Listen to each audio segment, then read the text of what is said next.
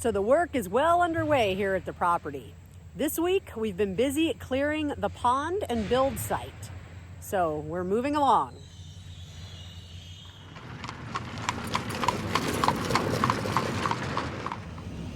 Well, you may remember from our previous videos that we use these T-post and white buckets to mark the perimeter of our home site with some rough estimation. But on the far side of that T-post there, it was nothing but this brush and timber. So today the excavator arrived, they've started work, and he's basically working down the hill from this point. This entire area down the hill is going to be our new pond that's going in.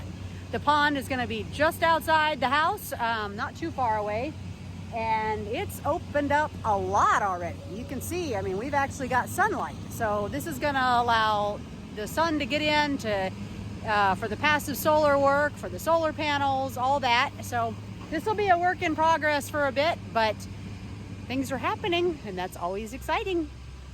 I went through, and these trees are marked with green tape. And all the way through there, he's got about 25 trees that are marked that way. So he is very carefully plucking those out by the root ball, and he's setting them in a separate pile so that I can top those and we can stack them and mill them later on. It's pretty impressive work.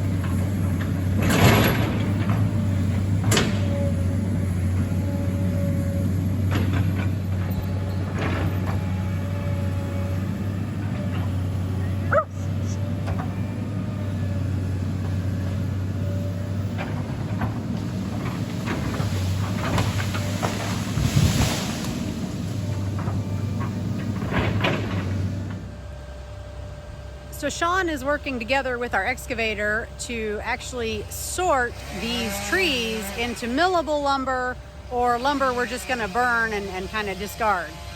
You can see here the pile right behind me where they've already started sorting a few. Sean is cutting them to length as best he can, and then he'll obviously do some fine tuning and tweaking later on the mill. But they're working together to get us as much lumber as we can for the upcoming build.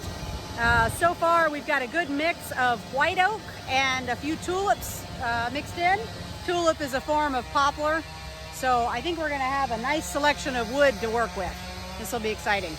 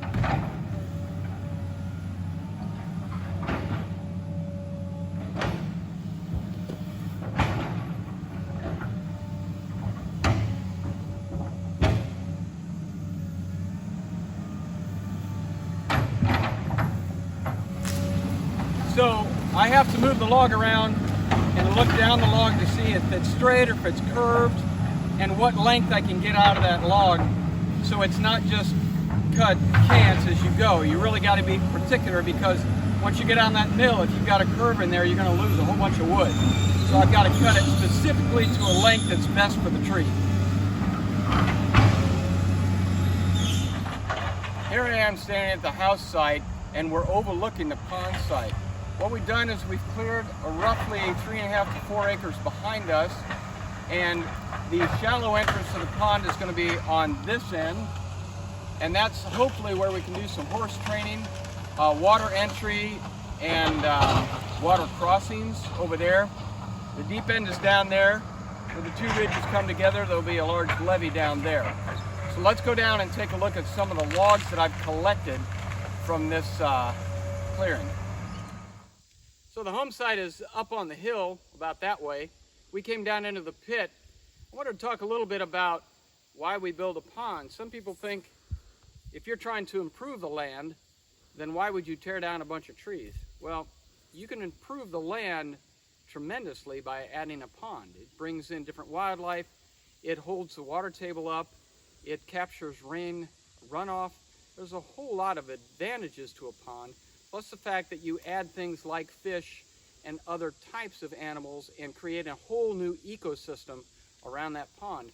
But when we take those trees down, although we do burn some, we can use the rest for hugelkultur, and you can look that up. It's where you bury a bunch of branches in dirt. We can also go about lumber milling these trees and using a renewable resource to build.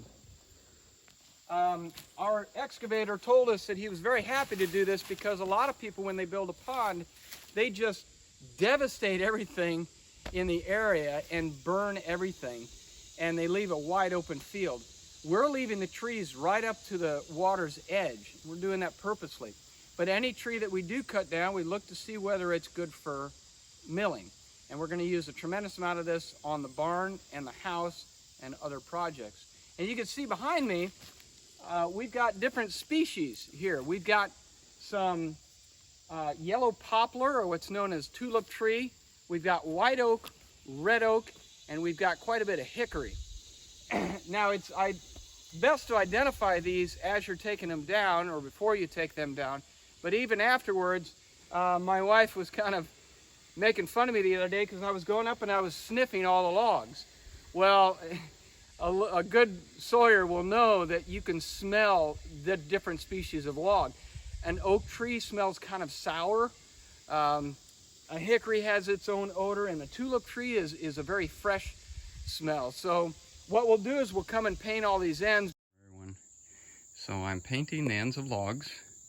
We go to the store and we buy the Oops paints, which are a fraction of the cost of regular paints, but we like to paint the ends of the logs to stop the drying out the ends because it caused checked ends on the boards. So we stop that drying. It also helps identify the species. And so this morning, I had to go through and identify. I got about 47 logs in this pile. And what I'm doing right now is I'm coloring the ends of the hickory. Hickory dickory dock, okay? Problem is, these hickories look a lot like the tulips. You can see there's some tulip trees in the middle there, and they look an awful lot like a hickory when you're looking at the end. But the difference is the bark. So if you look at the heartwood, it kind of looks like the same, but if you look at the bark, it's a lot different. That hickory has kind of a shaggy bark, and the tulip actually looks more like an oak. But the interesting thing is right in the middle there, I don't know if you can see it, but there's a little red oak in there. That's a red oak. You can see how it's different than these guys. Okay, and I actually have a white oak over here too. Right there, that little skinny guy there. You can see that ashy bark. So that's a white oak. So I got a white oak and red oak, and there's another red oak. So I've got a couple of oaks in here. Amidst the hickories, that's a hickory right there.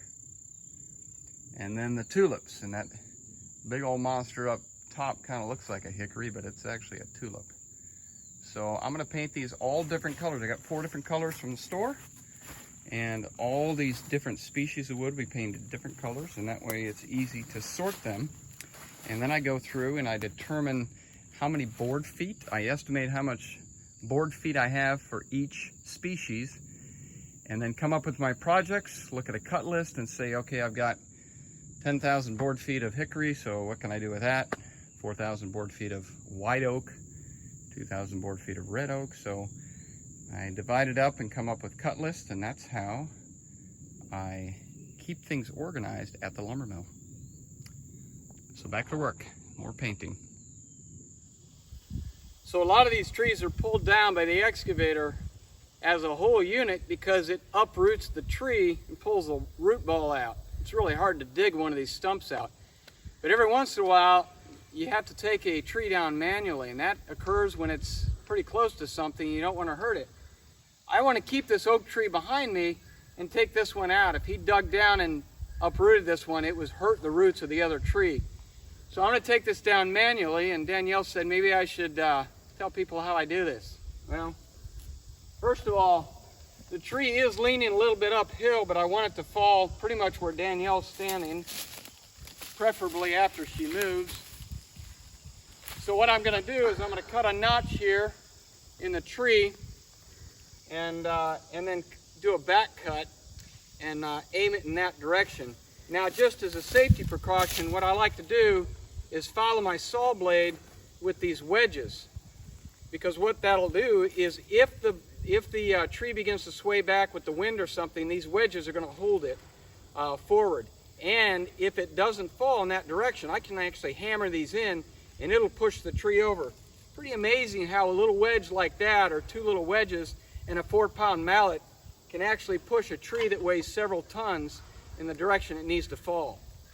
So let's see how it works.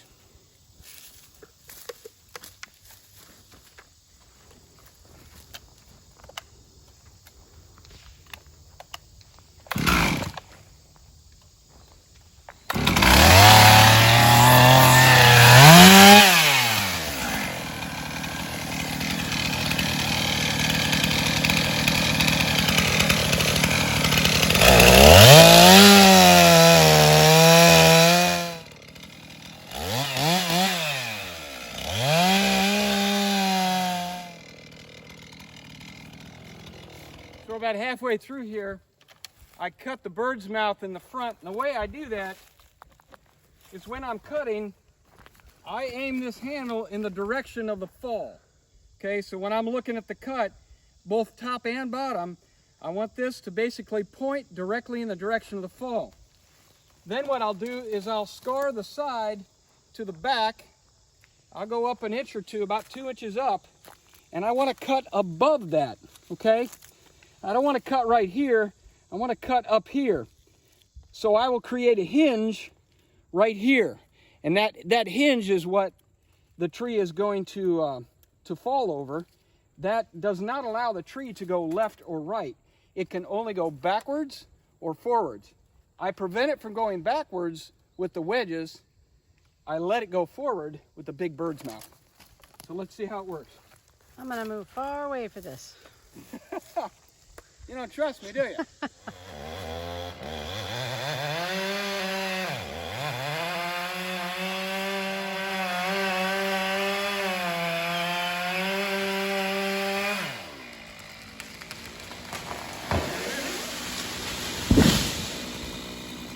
Beautiful.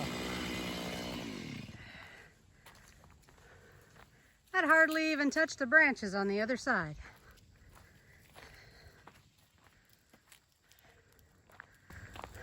You saw I started putting a wedge in, but I could see real quick when I started putting it at that end that I had a little gap in the back.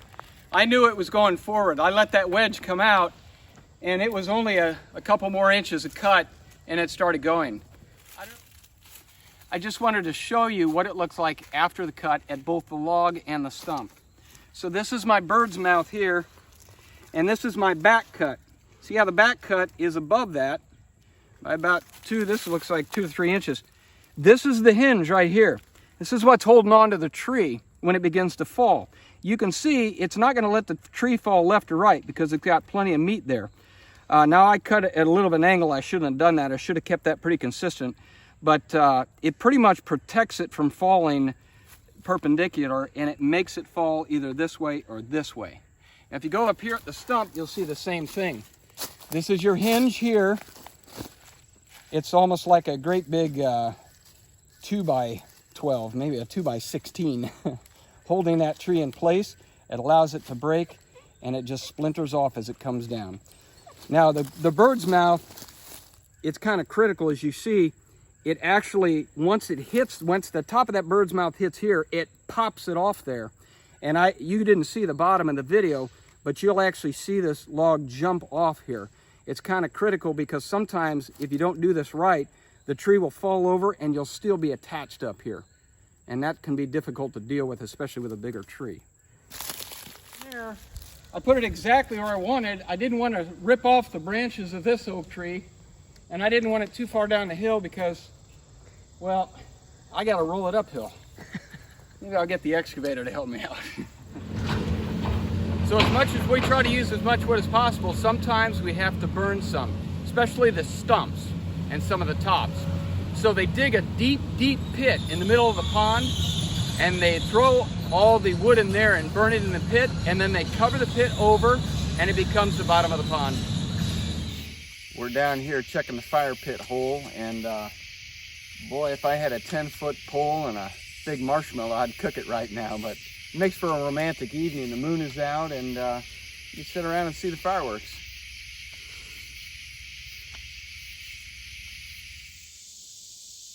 Well, we've been at this for about a week now. It's hot and heavy work, but luckily today it's cooled down a little bit. Behind me is the clearing where we're going to stack all the logs and pull the lumber mill up and start milling. Things are coming along greatly here. Thanks for watching this week. If you haven't subscribed, please do so. And if you have, leave us a comment. We'll see you next week.